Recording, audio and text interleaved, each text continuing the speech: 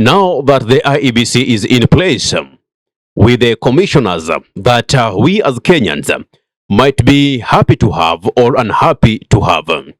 The biggest thing is that they are there.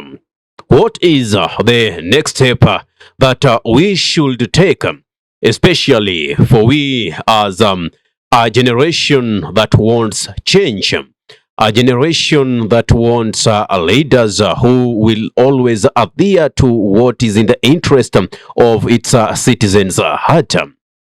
What does this mean for specific institutions that should be following the rule of law and they are not following the rule of law? What does it mean for the Gen Zs who have been protesting, fighting for a better nation? What does it mean for the furious millennials who have been there being promised a better life and even after studying, those jobs are not there? After asking yourself these questions, I will go back to some 2 weeks ago when the DCP led conglomerate and also the opposition, including Fred Matiang'i, George Natembeya, Eugene Wamalwa, Kalonzo Musyoka, and the DCP leader himself, Rigathi Gachagua, alongside other leaders. Fred Matiang'i did say that as we stage our protest to occupy State House, to occupy the parliament and other government installations, we should also occupy leadership positions. So how are we going to do this? We are going to do this in the most democratic formula.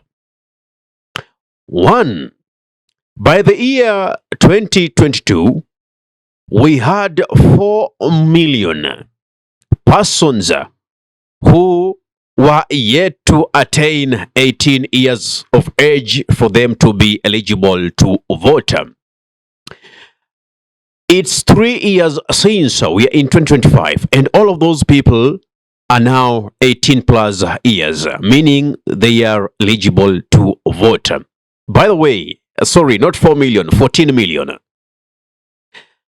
The moment the voter registration shall be open, I'll therefore urge fellow citizens to make sure that those of you who haven't registered as voters to do so.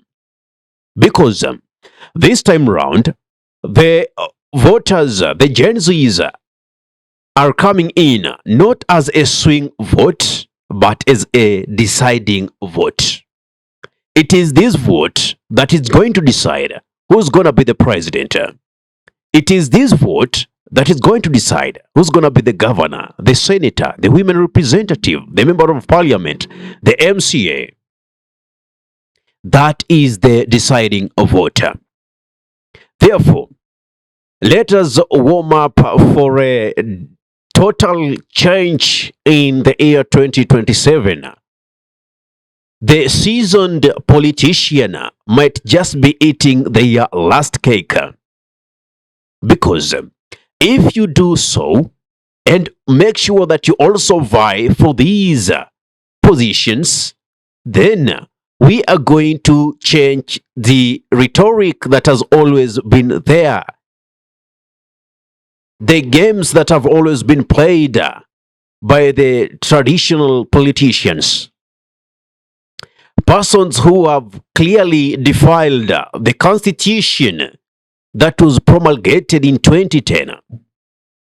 And if you ask me, the reason as to why maybe President William Ruto is the topmost state officer in defiling the constitution is because he was the #1 person who was vehemently against the constitution.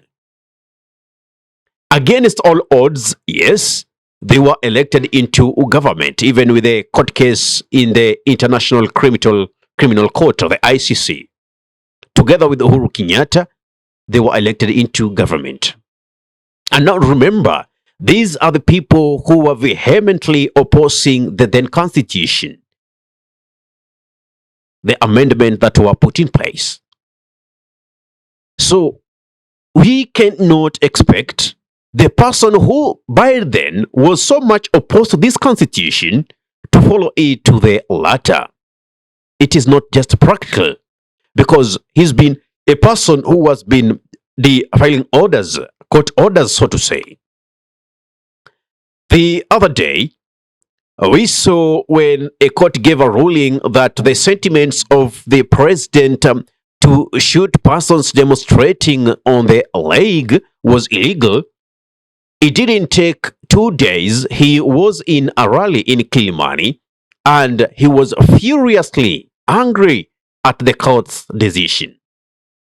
Therefore, when we say it is the baton that shall be passed into a new breed of leaders, it is not just an analysis, but it is something that shall materialize only if we register as voters, and only if we vie for those leadership positions and make sure the rule of law is upheld.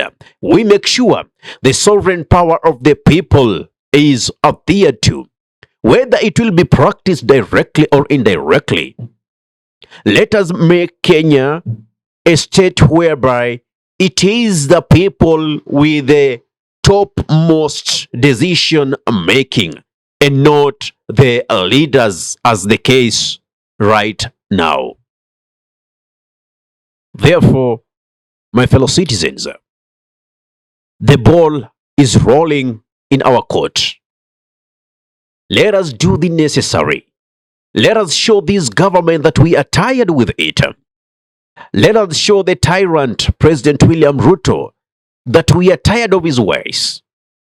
And by the way, even if he's receiving backing from Raila Amolo Odinga, Odinga has already lost his popularism. A man of good intent, of which people thought him to be, is no longer that in which people think of him. Not today, at least. I don't know how we'll come to convince people that he was not a betrayer, that he was not a traitor. Anyway, let us focus. Let us make sure we remain true to the course of changing this nation.